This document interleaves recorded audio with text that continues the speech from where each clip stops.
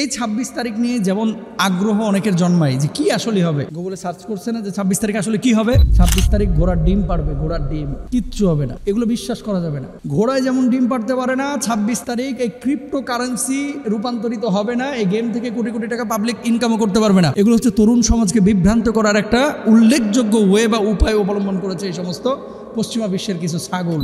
Hamster combat নিয়ে মূলত এই ২৬ তারিখের ট্রেন্ডটা চালু হয়েছে। এটা আবার কি? ২৬ তারিখ নিয়ে অনেক আলোচনা হচ্ছে যে সেপ্টেম্বরের ২৬ তারিখে কি যেন হবে। তো ২৬ তারিখে পৃথিবীতে বড় কিছু কি হবে, কেন এত আলোচনা? যে আমি শুনলাম এই ২৬ তারিখে নাকি মানুষ কোটি কোটি টাকার মালিক হয়ে যাবে। এই ধরনের ইন ফিউচারের কোনো বিষয় বিশ্বাস করা জায়েজ আছে কিনা? ২৬ তারিখ নিয়ে যে কথাটি আসছে ফেসবুকে আমার চোখের সামনে পড়েছে, কিন্তু আমি এটা জানতাম না যে আসলে কেন এটা নিয়ে এত আলোচনা হচ্ছে। পরবর্তীতে ঘাটাঘাটি করলাম যে আসলে জানা দরকার। যদি এমনটাই বলে থাকে যে ২৬ তারিখে পৃথিবী ধ্বংস হয়ে যাবে, তাহলে পৃথিবীর সেরা ভণ্ডামি হচ্ছে এই কথাটা। ২ নম্বর, যদি এমন কিছু বলে থাকে যে ২৬ তারিখে মানুষ কোটি কোটি টাকার মালিক হয়ে যাবে, এটাও ভণ্ডামি, মিথ্যা কথা। তাহলে কেন ২৬ তারিখ নিয়ে এত আলোচনা হচ্ছে? মূলত ২৬ তারিখ নিয়ে আলোচনাটা হচ্ছে নেটিজেনরা এটা বেশি আলোচনা করতেছে। ফেসবুকে ২৬ তারিখ লিখে সার্চ দিলেই বোঝা যায় কিওয়ার্ডটি কতটা ট্রেন্ডিং। সার্চ রেজাল্টে ফেসবুক প্রথমেই দেখাচ্ছে সামাজিক যোগাযোগ মাধ্যমটির ১,৪৬,০০০ ব্যবহারকারী এই বিষয়টি নিয়ে কথা বলেছে। ১,৪৬,০০০ ফেসবুক নিজে তথ্য দিচ্ছে। এবার আসেন, এটা পার ডে এর কথা। কোথা থেকে আসলো এটা? মূলত টেলিগ্রাম ভিত্তিক একটি গেমিং বট নিয়ে আলোচনা হয়েছে ২৬শে সেপ্টেম্বর। গেমিং বটটির নাম হচ্ছে হামস্টার কমব্যাট। এটা আপনারা হয়তো অনেকে জানেন। হামস্টার কমব্যাট নিয়ে মূলত এই ২৬ তারিখের ট্রেন্ডটা চালু হয়েছে। এটা আবার কি? এটা মূলত হলো একটা গেমিং বট, এর নাম হচ্ছে হামস্টার কমব্যাট, যেখানে বিভিন্ন টাস্ক পূরণ করে এবং ট্যাপ করে গেম কারেন্সি এই যে কারেন্সি কয়েন ইত্যাদি অর্জন করা যায়। ফেসবুক, এক্স এবং ইউটিউব অনেকেই এই গেমটির বিষয়ে প্রচারণা চালাচ্ছে। তারা দাবি করেছেন ২৬ তারিখে এই গেমটির কয়েনগুলো ক্রিপ্টো কারেন্সিতে রূপান্তর করা যাবে। বুঝছেন তো বিষয়টা? মানে এখানে যে এই কয়েনগুলো, বিটকয়েন, এই যে কয়েনগুলো গেম খেলে অর্জন করেছে, এগুলো মূলত ডলারে কনভার্ট হয় নাই, টাকাতে রূপান্তরিত হয় নাই। এখন তারা বলতেছে এগুলো ক্রিপ্টো কারেন্সিতে রূপান্তরিত হয়ে যাবে ২৬ তারিখে। এখন আপনাদেরকে একটা কথা বলি, এটা যে কত বড় একটা মিথ্যাচার। ধরেন ৩০ কোটি ফলোয়ার আছে সেখানে, কত কোটি? ৩০ কোটি। আচ্ছা, ৩০ কোটি ফলোয়ার সবাইকে যদি $2 করেও দেয়, তাহলে $60 কোটি লাগবে। কিন্তু $60 কোটি বাড়ি কোথায় আপনি জানেন? তার মানে কি, এই জামানায় একটা বিষয় কিন্তু এখন চলতেছে নেগেটিভ মার্কেটিং, বুঝছেন? একটা কৌতূহল জাগ্রত করে তৈরি করে পাবলিককে এরপরে আপনি গোবর খায় ফেলবেন, এরকম একটা অবস্থা চলতেছে। মানে হাইপ তুলে দেন।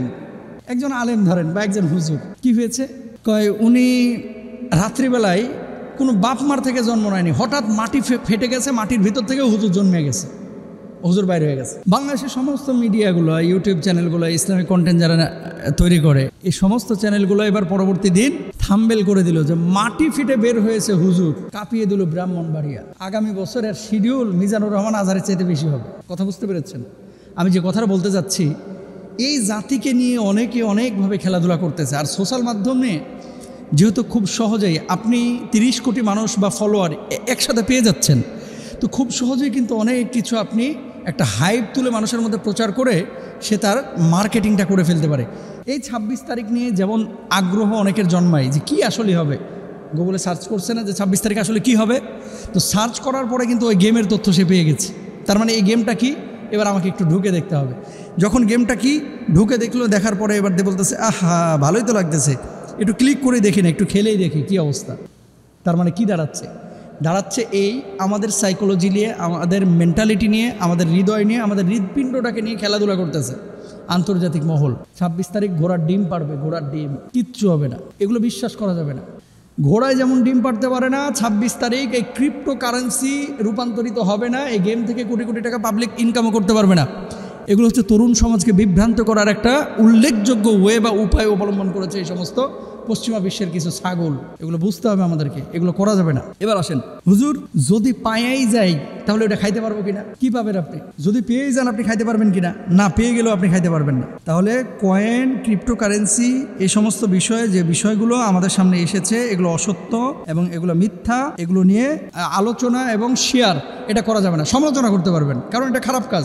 আলোচনা এবং শেয়ার করা যাবে না এই সমস্ত বিষয়ে। ২৬ তারিখ কী হবে, ২৬ তারিখ কী হবে ভাই, পুরো একেবারে মানে এত আলোচনার প্রয়োজন নাই তো এখানে, এটা মিথ্যা কথা। তারপর আসেন, এই হামস্টার কমব্যাটের গেমাররা, এই যে যারা গেম খেলতেছে বা যারা এই গেমগুলো তৈরি করতেছে, কোনো মুসলমান যদি এগুলো করে তাহলে এটা কি জায়েজ হবে? আমি শুরুতেই অন্য একটি লেকচারে বলেছিলাম যে খেলাধুলা বিশুদ্ধ হওয়ার জন্য ইসলামের শরিয়ায় কিন্তু কিছু বিষয় আছে, যে এই বিষয়গুলো যদি পাওয়া যায় তাহলে সেই গেমটা খেলাটা যাবে। কোন খেলা?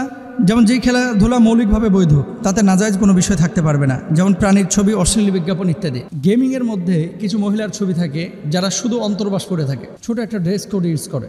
কিছু ছেলে থাকে শর্ট প্যান্ট পরে থাকে, কিছু ছেলে থাকে যাদের বডি খোলা থাকে, এবং প্রেজেন্টেশনটা এরকম হয় যেখানে একটা আবেদন থাকে। দেখা যাচ্ছে সে খেলতেছে কিন্তু মেন্টালিটিটা সে মেয়ের দিকে চলে গেছে, যে মেয়েরা কি এরকমই হয়, পেটগুলো চিকন করে ফেলায়, নিচের সাইডটাকে মোটা করে ফেলায়, বুকটার একেবারে এইরকম হাইপ দেয়, এরকম একেবারে মোটা তাজা করে ফেলায়, মানে পাবলিক যাতে করে একটা আগ্রহ নিয়ে এই খেলাটাকে গ্রহণ করে।